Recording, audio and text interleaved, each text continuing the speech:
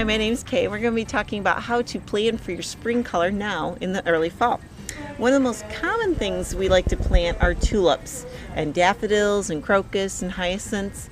They add great spring color. You'll find even too if you plan out your garden just right. You have early color like the crocus and even early tulips, early daffodils, and we also have later spring daffodils and tulips too that you can plant. But we just kind of want to do a brief demonstration today of how to plant. Now we're going to use some tulip bulbs. There's different ways of digging. Some people prefer using a bulb planter that you literally stick in the ground and take out the core and plant a bulb. Other people might prefer using like a bulb planter with their drill and doing with it as an auger. Other people, if you're planting a bigger area, might prefer a small shovel, such as that. But if you're just planting a little cluster, a garden trowel will work very well too. Bear in mind, you want to make sure you have nice loose soil, which just kind of has more of a sandy, loamy kind of mix to it. Part of the reason you want the loose soil is because you do want good drainage. Bulbs that stay too wet during the winter months tend to rot out. Same thing could be for in the summer. If your bulbs are going to be too moist, they might rot out too. One thing I always like to add when I first plant is a fertilizer, like the bulb tone. So I like to add that in the soil.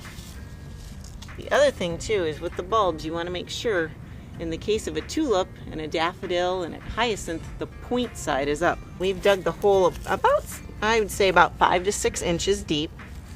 I like to cluster mine. For this demonstration, we're just going to plant 3. A good rule for bulbs is look at the diameter of the bulb.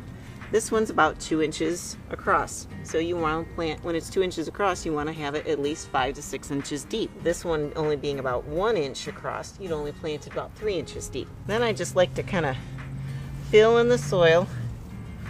And I don't really pack it down, I just kind of lightly tap it down. If there's mulch in the area, I generally like to thin out the mulch too so it's not thick. The best time in Michigan to plant your bulbs would be October. We have nice cool nights, our days are cooler, and you don't have to worry about any premature sprouting.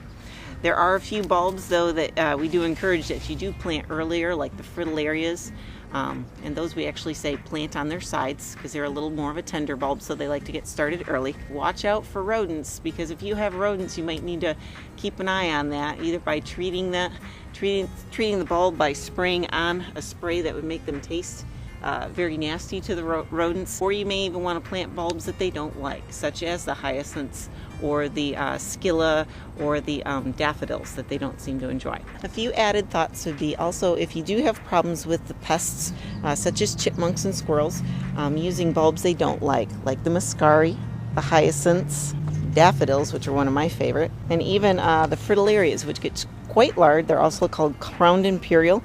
Probably the one thing people don't understand, when they're first coming up, they smell like a skunk. So I guess that would be one reason gophers and moles would avoid them. Another thought about your spring care for your bulbs. Lots of times people are so in a hurry once they're through blooming to cut everything back. Really, with our bulbs, you should fertilize them once they're through blooming and just cut off the flower stems, but leave the foliage on for at least another 2 to 3 weeks. When that greenery is still up, it's producing more energy for your bulb, which in turn will produce a better flower for you next year. Next spring, enjoy your bulbs. Make sure you fertilize your bulbs again after they're through blooming. If your bulbs are going to be in a spot where there's a lot of moisture during the summer, it's a good idea to lift your bulbs shortly after they're blooming. If they're in between well-established perennials that kind of get good moisture, most of the time you can leave your bulbs in that area. Happy gardening!